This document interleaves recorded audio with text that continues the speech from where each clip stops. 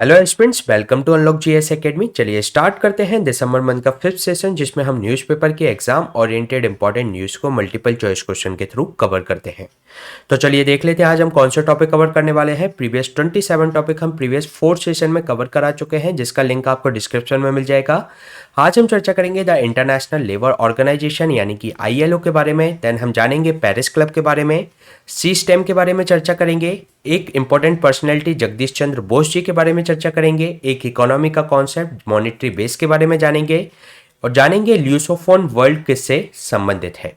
तो चलिए स्टार्ट करते हैं आज का इंपॉर्टेंट सेशन। ये क्वेश्चन के संबंध में आपको 3 स्टेटमेंट दिए गए हैं और इन स्टेटमेंट के आधार पर आपको बताना है कि ये किस ऑर्गेनाइजेशन को रिप्रेजेंट करते हैं। तो फर्स्ट स्टेटमेंट में आपसे कहा गया है कि इसको इस्टेब्लिश किया गया था as an agency of League of Nations के रूप में और ये फॉलोइंग द वर्ल्ड वार 1 के बाद इसको स्थापित किया गया था। सेकेंड स्टेटमेंट में आपसे कहा गया है कि इसको इस्टेब्लिश किया गया था ट्रीटी ऑफ वर्साइल के द्वारा इन 1919 में। थर्ड स्टेटमेंट में आपसे कहा गया है कि 1946 में ये यूनाइटेड नेशन की एक फर्स्ट स्पेशलाइज्ड एजेंसी के रूप में स्थापित हुई।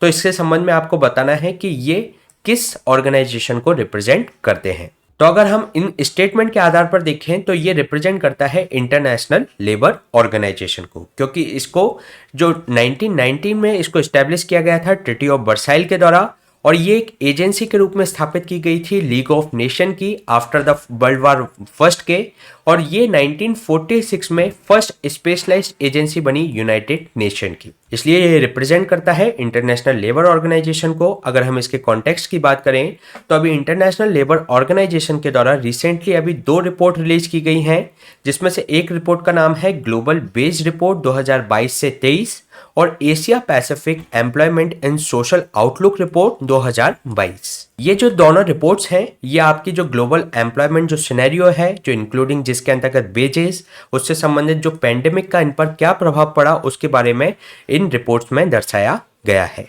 अगर हम बात करें इंटरनेशनल लेबर ऑर्गेनाइजेशन की तो ये एक ओनली ट्राइपेटाइट यूनाइटेड नेशन की एजेंसी है जो कि सिंस 1919 से एस्टेब्लिश है। ये आपकी जो ट्राइपेटाइट इसको इसलिए कहा जा रहा है क्योंकि इसके अंतर्गत गवर्नमेंट्स, एम्प्लॉयर्स और वर्कर्स के जो 187 जो मेंबर्स हैं इसके स्टेट्स के, वह इसके अंतर्गत रिप्रेजेंट करते हैं। तो इसमें गवर्नमेंट के मेंबर्स भी रहते हैं, एम्प्लॉयर्स के भी रहते हैं रिप्रेजेंटेटिव और वर्कर्स के भी रिप्रेजेंटेटिव इसके अंतर्गत शामिल रहते हैं। ये जो लेबर स्टैंडर्ड्स हैं उनसे संबंधित पॉलिसीज हैं और जो प्रोग्राम है उनसे संबंधित, जिससे कि जो वर्कर्स हैं उनके डिसेंट वर्क्स और उनको रिप्रेजेंट किया जा सके, तो इसके लिए ये पॉलिसी निर्धारित करता है। इसके अलावा भी मई 2022 में इंटरनेशनल लेबर ऑर्गेनाइजेशन के द्वारा 9th एडिशन निकाला गया ILO monitor on the world work report के लिए, जिसके अंतर्गत उन्होंने ये बताया कि जो लास्ट क्वार्टर 2021 में जो गेन किया था वह जो 2022 के फर्स्ट क्वार्टर में वह डिक्रीज कर गया है। जो ग्लोबली जो वर्क है ग्लोबली वह ड्रॉप किया है इन 2022 फर्स्ट क्वार्टर में। इसके अलावा अगर हम बात करें इसका जो हिस्ट्री के बारे में तो ये स्टैब्लिश हुआ था 1919 में, ट्रीटी ऑफ वर्साइल से इसको स्थापित किया गया था और ये एफिलिएटेड एजेंसी के रूप में इसको स्थापित किया गया था लीग ऑफ नेशन की, और ये फर्स्ट एफिलिएटेड स्पेशलाइज्ड एजेंसी बनी जब यूनाइटेड नेशन का गठन हुआ 1945 में। तो 1946 में ये फर्स्ट उसकी स्पेशलाइज्ड एजेंसी के रूप में स्थापित हुई। अगर हम इसके हेडक्वार्टर की बात करें तो जिनेवा स्विट्जरलैंड में उसका हेडक्वार्टर है और इसका जो फाउंडिंग मिशन है कि जो आपके यूनिवर्सल और लास्टिंग पीस को स्थापित करना बाय द सोशल जस्टिस, जो जरूरी है इस किसके लिए, आपकी सार्वभौमिक और जो लास्टिंग जो पीस है, जो शांति है, उसको स्थापित करने के लिए। इसके अलावा ये प्रमोट करता है इंटरनेशनली जो रिकॉग्नाइज जो ह्यूमन और जो लेबर राइट्स हैं उनको, और इसी कारण से इसको इनके कार्यों के कारण for improving the peace amongst the classes. इसके अलावा जो डिसेंट वर्क और जस्टिस फॉर द वर्कर्स के लिए और technical assistance to the developing nations को प्रोवाइड कराने के लिए इसको 1969 में जो नोबेल का जो शांति पीस प्राइज होता है उससे नवाजा गया। इसके अलावा अगर हम इसके स्ट्रक्चर की बात करें तो ये इसके अंतर्गत 3 मेन बॉडीज हैं जो कि रिप्रेजेंटेटिव इसमें शामिल होते हैं, गवर्नमेंट के, एम्प्लॉयर के और वर्कर्स के।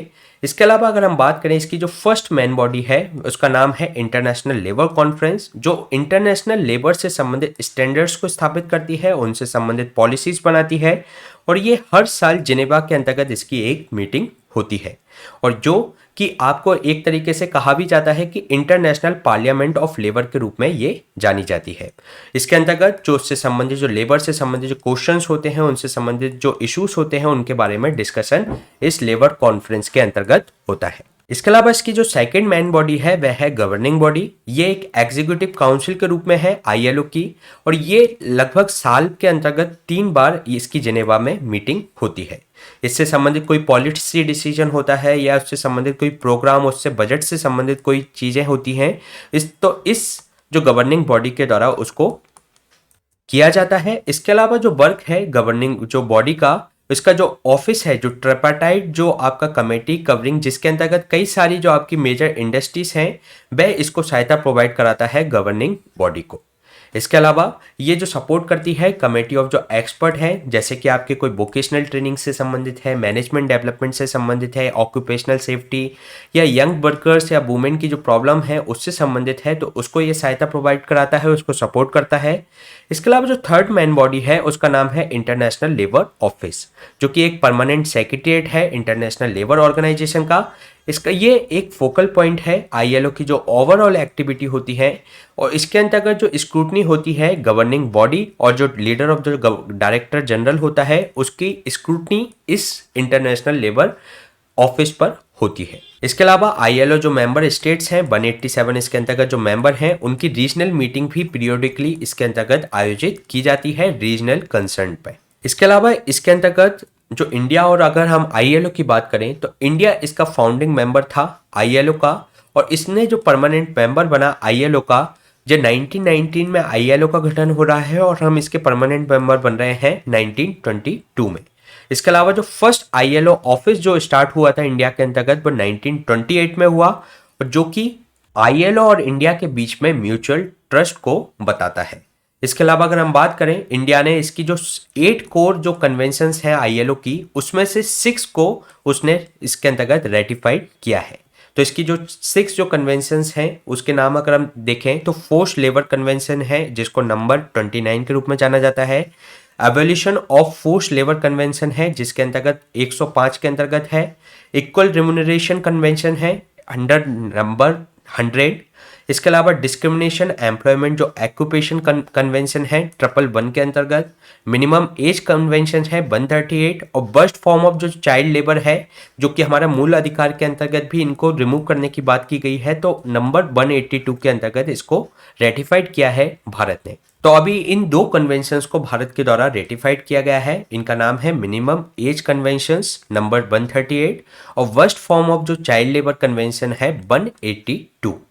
इसके अलावा 2 जो कन्वेंशंस हैं उनको भारत ने साइन नहीं किया है। उनका नाम है protection of freedom of association and protection of right to organise convention 1948, जो कि नंबर 87 की कन्वेंशन है, और right to organise and collective bargaining convention 1949, जो कि नंबर 98 की कन्वेंशन है। तो जो 8 कोर कन्वेंशन हैं उसमें से 87 और 98 को भारत ने रेटिफाइड नहीं किया है। और ये कन्वेंशंस को रेटिफाई इसलिए नहीं किया गया है क्योंकि ये जो अगर हमने कन्वेंशन इसके अंतर्गत रेटिफाइड कर ली, तो जो अधिकार इसके अंतर्गत दिए गए हैं, freedom of association, protection of right to organisation का जो कन्वेंशन है, और इसके अलावा कलेक्टिव बार्गेनिंग का जो कन्वेंशन है, उसके अधिकार हमें अपने गवर्नमेंट सर्वेंट्स को देने पड़ेंगे, जिससे कि उनकी जो कॉन्फिडेंशियल जो थिंग्स हैं जो गवर्नमेंट सेक्टर्स में, वह इससे ब्रीच हो सकती है। क्योंकि इनके अंतर्गत जो गवर्नमेंट सर्वेंट से संबंधित जो कोड ऑफ कंडक्ट बनाया गया है उसमें किसी भी तरीके के क्रिटिसाइज नहीं करना चाहिए इन लोगों को, गवर्नमेंट सेक्टर्स के एम्प्लॉय को। गवर्नमेंट पॉलिसीज के लिए जो फ्री एक्सेप्ट और जो फाइनेंशियल कंट्रीब्यूशन नहीं करना चाहिए किसी भी फॉरेन ऑर्गेनाइजेशन के अंतर्गत। अगर हम इस तरीके का जो ये रेटिफिकेशन कर लेते हैं इन दोनों कन्वेंशंस का, तो ये अधिकार भी हमें गवर्नमेंट एम्प्लॉय को देने पड़ जाएंगे, जिसके कारण से जो हमारी जो पॉलिसी बनी हुई है कोड ऑफ कंडक्ट के अंतर्गत, तो वह उसके एक तरीके से उससे हमें समझौता करना पड़ेगा। तो ये क्वेश्चन हमने डिस्कस किया इंटरनेशनल लेबर ऑर्गेनाइजेशन से संबंधित। चलिए चलते हैं नेक्स्ट क्वेश्चन पे। नेक्स्ट क्वेश्चन आपका पेरिस क्लब से संबंधित है, जिसके रिगार्डिंग आपको 3 स्टेटमेंट दिए गए हैं। फर्स्ट स्टेटमेंट में आपसे कहा गया है कि ये एक इनफॉर्मल ग्रुप है, ऑफिशियल जो क्रेडिटर्स हैं, जो कि 22 वेल्दी कंट्रीज इसके अंतर्गत शामिल हैं। इसके अंतर्गत जो 22 वेल्दी कंट्रीज के जो क्रेडिटर्स हैं ऑफिशियल, वह इसके अंतर्गत शामिल हैं। इसके अलावा जो G20 जो कॉमन फ्रेमवर्क है, एक इनिशिएटिव इंडोर्स करता है G20 को together with the Paris club के साथ। इसके अलावा जो थर्ड है, इंडिया भी इसका मेंबर है। तो इसमें आपको क्या बताना है, इनकरेक्ट स्टेटमेंट। इस पर ध्यान दीजिएगा, इसमें आपसे पूछा गया है इनकरेक्ट स्टेटमेंट, ना कि करेक्ट स्टेटमेंट। तो चलिए देख लेते हैं इसका आंसर। इसमें जो फर्स्ट स्टेटमेंट में बात की गई है कि ये एक informal group of official creditor है, जो कि आपकी कितनी कंट्री से आते हैं, 22 वेल्दी कंट्रीज से ये आते हैं। तो ये इसके अंतर्गत करेक्ट स्टेटमेंट है। सेकेंड स्टेटमेंट में जो बात की गई है कि जो G20 का जो कॉमन फ्रेमवर्क है पेरिस क्लब के साथ मिलकर, ये G20 द्वारा समर्थित, जो पेरिस क्लब है वह G20 द्वारा समर्थित एक पहल है। तो ये भी इसके अंतर्गत करेक्ट स्टेटमेंट है। और जो थर्ड स्टेटमेंट में जो बात की गई है कि इंडिया इसका मेंबर है, तो इंडिया इसका मेंबर नहीं है। तो इसलिए इसका जो हमसे पूछा गया है इनकरेक्ट स्टेटमेंट, तो फर्स्ट और सेकंड इसमें करेक्ट है, लेकिन जो थर्ड इसमें रॉन्ग है, इसलिए इसका जो आंसर हो जाएगा वह 3 ओनली। इसके अलावा अगर हम बात करें तो अभी 2022 का जब यूपीएससी का प्री हुआ, तो उसके अंतर्गत भी इससे संबंधित क्वेश्चन पूछा गया, जिसके अंतर्गत आपसे पूछा गया कि विथ रेफरेंस टू G20 जो कॉमन फ्रेमवर्क है, उससे संबंधित 2 स्टेटमेंट के बारे में विचार कीजिए। फर्स्ट स्टेटमेंट में आपसे कहा गया कि ये एक इनिशिएटिव है जो कि आपके G20 को इंडोर्स करता है पेरिस क्लब के साथ, जिसमें हमने स्टेटमेंट में बात की, ये पेरिस क्लब के साथ मिलकर G20 द्वारा समर्थित एक पहल है।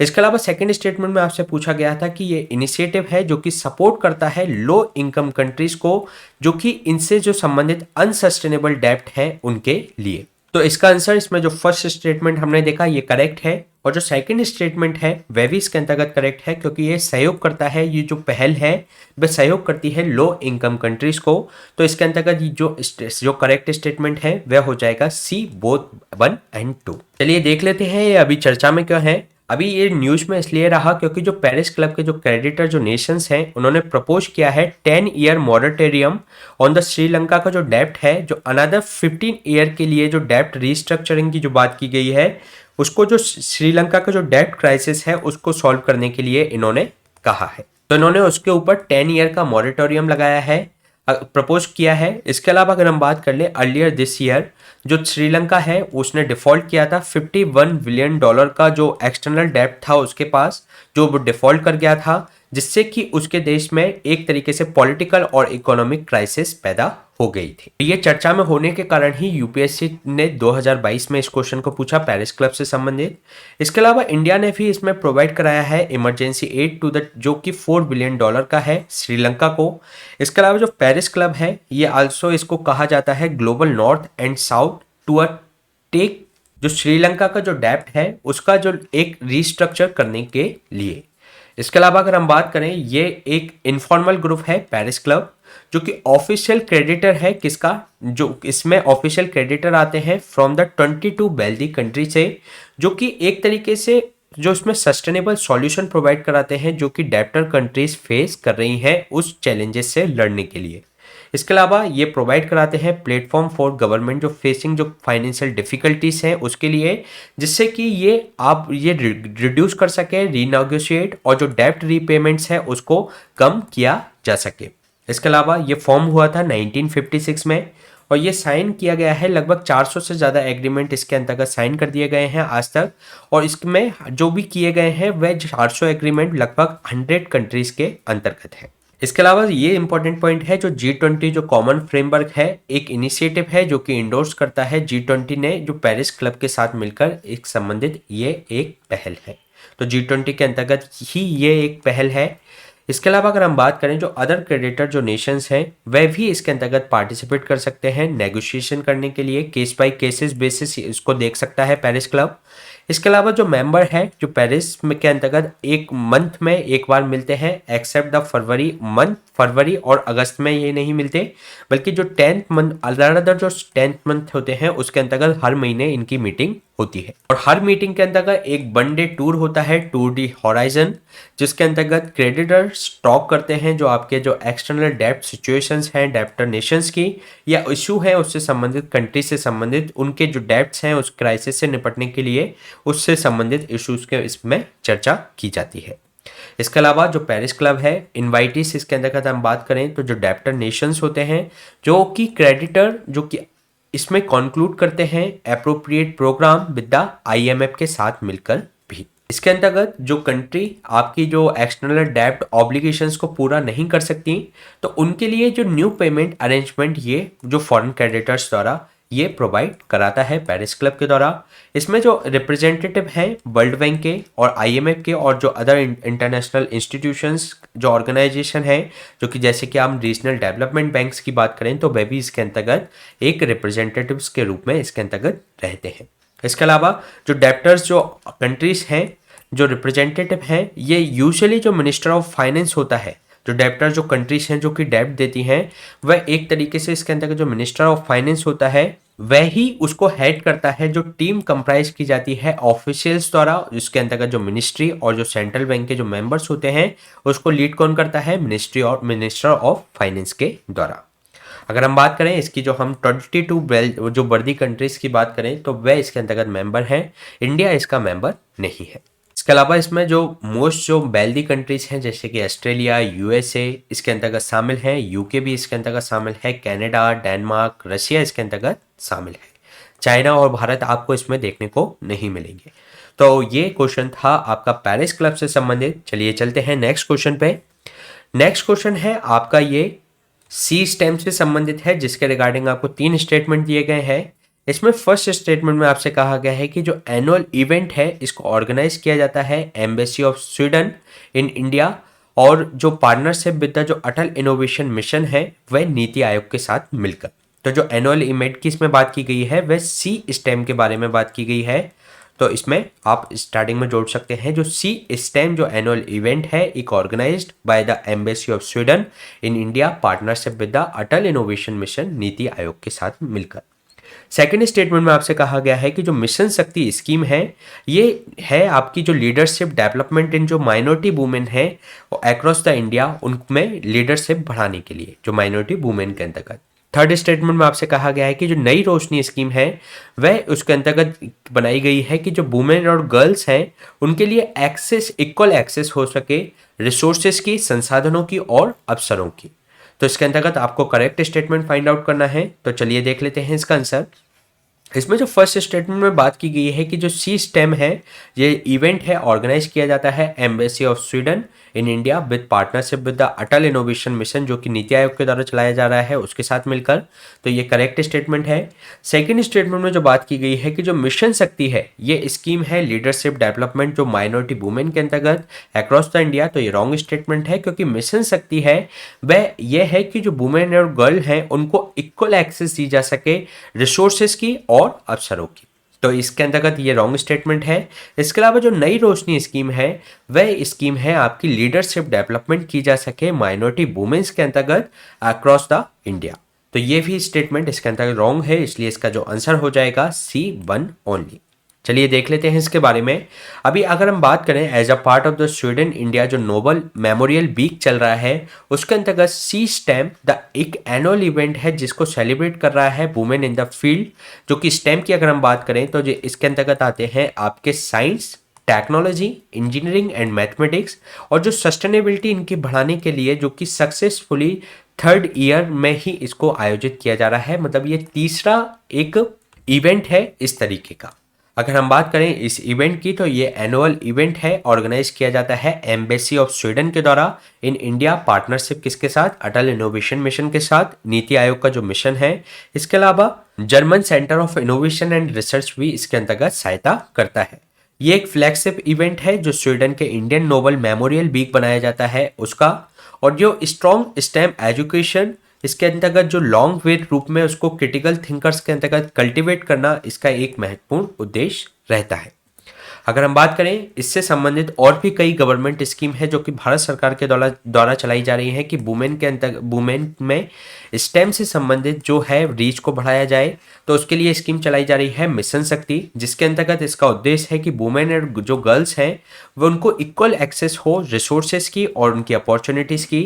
और ये जो एक तरीके से मिशन मोड तरीके से इसको चलाया जा रहा है जो कि एडॉप्ट कर रही है लाइफ साइकिल जो कॉन्टिनम अप्रोच होती है उससे संबंधित।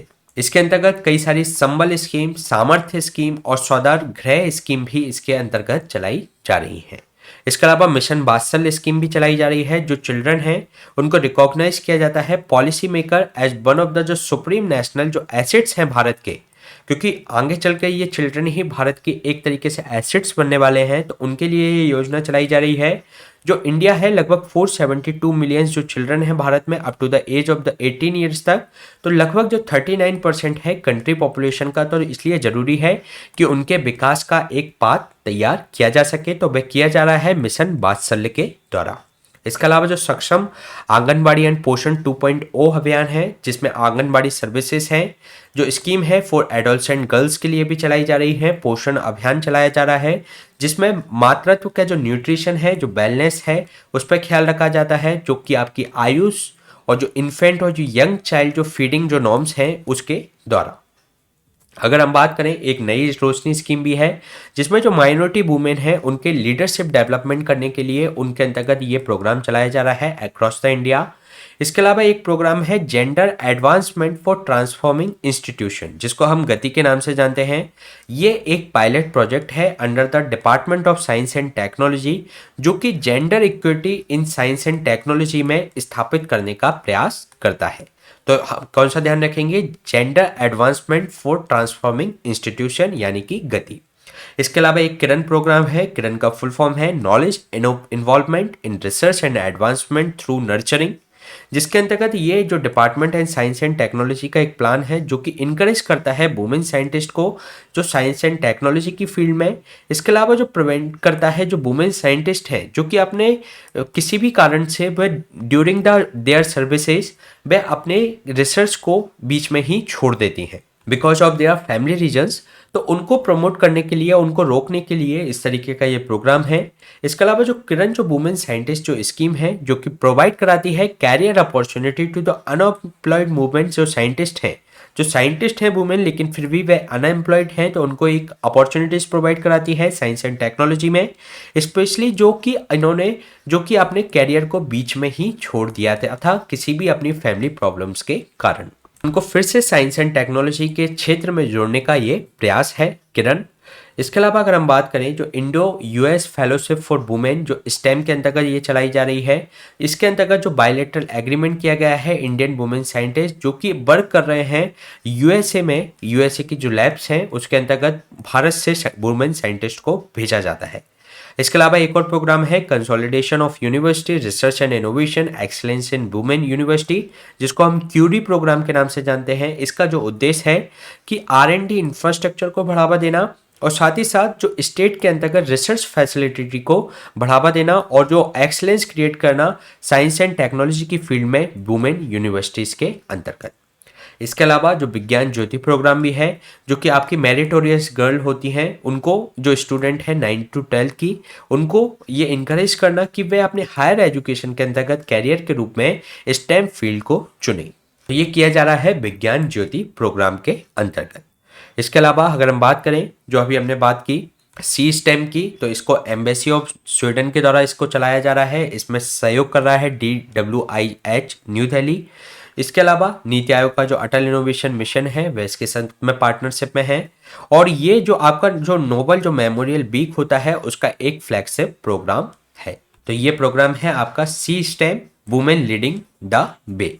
तो ये क्वेश्चन हमने डिस्कस किया सी स्टेम से संबंधित। चलिए चलते हैं नेक्स्ट क्वेश्चन पे। नेक्स्ट क्वेश्चन एक इंपॉर्टेंट पर्सनैलिटी जगदीश चंद्र बोस से संबंधित है जिसके रिगार्डिंग आपको 3 स्टेटमेंट दिए गए हैं। फर्स्ट स्टेटमेंट में आपसे कहा गया है कि मिनिस्ट्री ऑफ कल्चर के द्वारा ऑर्गेनाइज किया जा रहा है international conference on the contribution of J C Bose के ऊपर ऑन उनकी जो 164 जो बर्थ एनिवर्सरी है उसके दौरान। सेकेंड स्टेटमेंट में कहा गया है कि जो जेसी बोस हैं उन्होंने एक वायरलेस कम्युनिकेशन डिस्कवर किया था जिसके कारण से इनको फादर ऑफ रेडियो साइंस कहा जाता है। थर्ड स्टेटमेंट में आपसे कहा गया है कि इन्होंने इन्वेंट किया था क्रैस्कोग्राफ जो कि प्लांट की ग्रोथ को मापता है। तो इससे संबंधित आपको करेक्ट स्टेटमेंट फाइंड आउट करना है। तो चलिए देख लेते हैं इसका आंसर। इस साल इनकी जो 164th बर्थ एनिवर्सरी है तो उसके लिए मिनिस्ट्री ऑफ कल्चर ऑर्गेनाइज कर रही है international conference on the contribution of J C Bose. तो ये करेक्ट स्टेटमेंट है। सेकेंड स्टेटमेंट में जो बात की गई है कि जो जेसी बोस के द्वारा डिस्कवर किया गया था वायरलेस कम्युनिकेशन जिसके कारण से इनको फादर ऑफ रेडियो साइंस कहा जाता है, तो ये भी करेक्ट स्टेटमेंट है। इसके अलावा इन्होंने क्रैस्कोग्राफ बनाया था जो कि है ना प्लांट की ग्रोथ मापने के लिए यूज किया जाता है। तो यह भी इसके अंतर्गत करेक्ट है, इसलिए इसका जो आंसर हो जाएगा ए 1, 2 एंड 3। ये हैं जगदीश चंद्र बोस। अगर हम बात करें, जो हमकी मिनिस्ट्री ऑफ कल्चर है ऑर्गेनाइज कर रही है international conference on the contribution of J C Bose. इनकी 164 बर्थ एनिवर्सरी पे इनका जन्म 1858 में हुआ था और 1937 में इनकी डेथ हुई थी। इसका अगर हम इनके कंट्रीब्यूशन की बात करें तो जेसी बोस ने डिस्कवर किया था वायरलेस कम्युनिकेशन को। इसके कारण से ही इनको फादर ऑफ रेडियो साइंस कहा जाता है। और इन्होंने इन्वेंट किया था क्रैस्कोग्राफ को, जिससे कि जो प्लांट के अंतर्गत वे ग्रोथ को नाप सके। इसके अलावा इनका जो मिलीमीटर रेंज वेवलेंथ माइक्रोवेव्स भी उन्होंने वर्क किया था। और जो बोस इंस्टीट्यूट है 1917 में इसको स्टैब्लिश किया गया था कैम्ब्रिज यूनिवर्सिटी के अंतर्गत फॉर द मॉडर्न रिसर्च। इनका जो अगर कॉन्ट्रीब्यूशन की बात करें तो जो सुभाष सुरेंद्रनाथ बोस थे और जो मेघनाथ शाह और जो पीसी महालनोबिस थे, जिनके नाम पर स्टैटिस्टिक्स का जो नाम रखा गया है, तो वे इनके शिष्यों में एक थे। इसके अलावा जो रिस्पॉन्सिबल थे वो एक्सपेरिमेंटल जो रिसर्च थी इन इंडिया के अंतर्गत, तो उसको बढ़ाने में ये इन्होंने काफ़ी मदद की। इसके अलावा जो फ्रीडम स्ट्रगल के दौरान जो इन्होंने अपोज किया, जो स्लेवरी और जो डिस्क्रिमिनेशन किया जा रहा था ब्रिटिश के द्वारा, इन्होंने सत्याग्रह के माध्यम से उसको अपोज किया। तो ये क्वेश्चन हमने डिस्कस किया जगदीश चंद्र बोस जी के बारे में। चलिए चलते हैं नेक्स्ट क्वेश्चन पे। नेक्स्ट क्वेश्चन आपका ये मॉनेटरी बेस से संबंधित है, जिसके रिगार्डिंग आपसे पूछा गया है कि इनमें से ये 2 स्टेटमेंट दिए गए हैं, उसमें से आपको करेक्ट स्टेटमेंट बताना है। और इसमें आपको ये बताना है कि इन दोनों स्टेटमेंट में से किसके द्वारा मॉनेटरी बेस इंक्रीज होगा। तो फर्स्ट स्टेटमेंट में आपसे कहा गया है कि creation of more credit by the banks, अगर बैंक्स के द्वारा और ज़्यादा क्रेडिट का क्रिएशन किया जाता है तो क्या मॉनेटरी बेस इंक्रीज होगा। सेकेंड स्टेटमेंट में कहा गया है कि अगर पब्लिक अपने कैश बैंक से निकालती है और ज़्यादा कैश बैंक से निकालती है तो क्या मॉनेटरी बेस इंक्रीज होगा। तो इसके बारे में आपको करेक्ट स्टेटमेंट फाइंड आउट करना है। तो चलिए देख लेते हैं इसका आंसर कि मॉनेटरी बेस की अगर हम बात करें तो अगर क्रेडिट ज़्यादा अगर जनरेट करता है बैंक तो भी मॉनेटरी बेस पर कोई अंतर नहीं आएगा, क्योंकि जो मॉनेटरी बेस होता है चाहे वह कैश बैंक के अंतर्गत हो, चाहे वह पब्लिक के पास हो, और चाहे जो बैंक आरबीआई के पास जो कैश रखते हैं वो हो, तो उस तीनों को मिलाकर मॉनेटरी बेस कहा जाता है। अगर इनमें से अगर बैंक अगर ज़्यादा क्रेडिट करेगा तो उससे मनी सप्लाई बढ़ेगी, ना कि मॉनेटरी बेस। इसके अलावा अगर पब्लिक विड्रॉ कर लेंगे ज़्यादा कैश तो ये बैंक से ये पब्लिक के पास आ जाएगा, तो लेकिन ओवरऑल जो मॉनेटरी बेस है उस पर कोई अंतर नहीं आएगा। तो इसके लिए ये दोनों ही स्टेटमेंट रॉन्ग है, इसलिए इसका जो आंसर हो जाएगा डी, नाइदर 1 नोर 2। अगर हम बात करें इसकी डिटेल में, तो अगर हम बात करें क्रिएशन ऑफ मोर क्रेडिट, तो इससे क्या होगा, मनी सप्लाई इंक्रीज होगी, लेकिन मॉनेटरी बेस पर इस पर कोई प्रभाव नहीं पड़ेगा, क्योंकि जो मॉनेटरी बेस होता है उसके अंतर्गत शामिल होता है कैश विद पब्लिक, साथ ही कैश विद बैंक्स, और इसके अलावा जो डिपॉजिट्स और रिजर्व हैं जो कि बैंक ने किसके पास रखे हैं, आरबीआई के पास। तो इसमें 3 चीजें शामिल होती हैं, cash with public, cash with banks और डिपॉजिट और रिजर्व्स ऑफ बैंक, जो कि किसके पास रखे हैं, आरबीआई के पास। इसके अलावा यदि कोई व्यक्ति हाथ में अगर कैश रखता है और वो डिपॉजिट कर देता है उस मनी को बैंक में, तो इससे किसी भी तरीके का कोई अंतर नहीं पड़ता मॉनेटरी बेस पे, क्योंकि ये जो कैश था विद पब्लिक तो वह किस में शामिल हो गया, कैश विद बैंक्स में हो गया, लेकिन मनी तो उतनी ही है। तो इससे केवल आपका जो ट्रांसफर हो जाता है, जो कैश विद पब्लिक होता है वह कैश विद बैंक आ जाता है। तो इससे कोई जो मॉनेटरी बेस पर कोई भी अंतर नहीं आता। इसके अलावा जो पब्लिक जो विड्रॉ करती है कैश, तो उससे भी क्या होगा, जो आपका जो बैंक है उससे कैश किसके पास चला जाएगा, पब्लिक के पास चला जाएगा। तो जो ओवरऑल जो मॉनेटरी बेस है उस पर कोई अंतर नहीं आएगा। तो इसी कारण से वह दोनों स्टेटमेंट इसके अंतर्गत रॉन्ग हो जाते हैं। तो ये क्वेश्चन हमने डिस्कस किया मॉनेटरी बेस से संबंधित। चलिए चलते हैं नेक्स्ट क्वेश्चन पे। नेक्स्ट क्वेश्चन आपका ल्यूसोफोन वर्ल्ड से संबंधित है, जिसके रिगार्डिंग आपको 2 स्टेटमेंट दिए गए हैं। फर्स्ट स्टेटमेंट में आपसे कहा गया है कि इंडिया होस्ट कर रहा है इंटरनेशनल ल्यूसोफोन फेस्टिवल इन दिल्ली के अंतर्गत। सेकेंड स्टेटमेंट में कहा गया है कि जो ल्यूसोफोन वर्ल्ड है जो स्प्रेड है आपका 9 कंट्रीज के अंतर्गत, जो कि 4 कॉन्टिनेंट से आते हैं। तो इसमें आपको करेक्ट स्टेटमेंट फाइंड आउट करना है। तो चलिए देख लेते हैं इसका आंसर। इसमें जो फर्स्ट स्टेटमेंट में बात की गई है कि इंडिया होस्ट कर रहा है international lusophone festival in India in Delhi, तो ये आपका दिल्ली में नहीं, ये जबकि आपका कहाँ पर आयोजित कर रहा है, गोवा के अंतर्गत आयोजित कर रहा है। सेकेंड स्टेटमेंट में जो बात की गई है कि लूसोफोन जो वर्ल्ड है स्प्रेड है आपका 9 कंट्रीज के अंतर्गत जो कि 4 कॉन्टिनेंट से आते हैं। तो ये इसके अंतर्गत करेक्ट स्टेटमेंट है, इसलिए इसका जो आंसर हो जाएगा B2 ओनली। चलिए देख लेते हैं अभी चर्चा में क्या है। इंडिया स्ट्रेटेजिकली इंगेज कर रहा है जो न्यू जियोपॉलिटिकल जो ग्रुपिंग है ल्यूसोफोन। ल्यूसोफोन का मतलब ये होता है कि जो पोर्तुगीज जो स्पीकिंग जो कंट्रीज हैं उनके समूह को कहा जाता है ल्यूसोफोन। अगर हम बात करें, इंडिया होस्ट कर रहा है इंटरनेशनल ल्यूसोफोन फेस्टिवल इन गोवा। इसको आप इस तरीके से याद रख सकते हैं क्योंकि पुर्तगालियों ने जो हमारा जो देश पर जो जिस क्षेत्र को अधिग्रहित करके रखा था वह गोवा ही था। सबसे पहले पुर्तगालीज भारत में आए थे और सबसे बाद में गए थे 1962 में। तो इससे आप ध्यान रख सकते हो कि इसको जो पुर्तगालीज से इसको कनेक्टिविटी बिठाने के लिए भारत के द्वारा इसको आयोजित किया जा रहा है। इंटरनेशनल जो आपका जो ल्यूसोफोन फेस्टिवल है उसको कहाँ पर आयोजित किया जा रहा है? गोवा के अंतर्गत। इसके अलावा हम बात करें, जो पुर्तगीज है रूल किया था इन्होंने गोवा में जब 1498 में जब वास्को डी गामा आया था, तो उसके बाद से इन्होंने 1510 से लगभग 1967 तक यहाँ पर रूल किया। इसके बाद जो गोवा को 1962 में इसमें राज्य का स्थान दिया गया था। इसके अलावा अगर हम बात करें, जो ल्यूसोफोन जो वर्ल्ड है स्प्रेड है आपका 9 कंट्रीज के अंतर्गत जो कि 4 कॉन्टिनेंट से आते हैं और जिसमें जो पुर्तगीज है एक मोस्ट वाइडली स्पोकन लैंग्वेज है जो कि आपके सदर्न हेमीस्फीयर में। अगर हम इन कंट्रीज की बात करें तो इसके अंतर्गत आपका एक तो पुर्तगाल तो आता ही है। इसके अलावा सदर्न हेमीस्फीयर की बात करें तो इसमें आपका ब्राज़ील भी आ जाता है। एक जो अफ्रीका का है कैप वर्टे। इसके अलावा गिनी बसाओ, सेंट Tome and Principe, Angola, Mozambique and Timor Leste and Macau इसके अंतर्गत शामिल हैं। तो इस तरीके से 9 कंट्रीज इसके अंतर्गत शामिल हैं।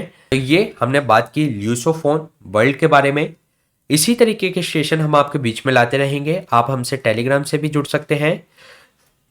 Please stay tuned and subscribe the unlock GS academy. Thank you.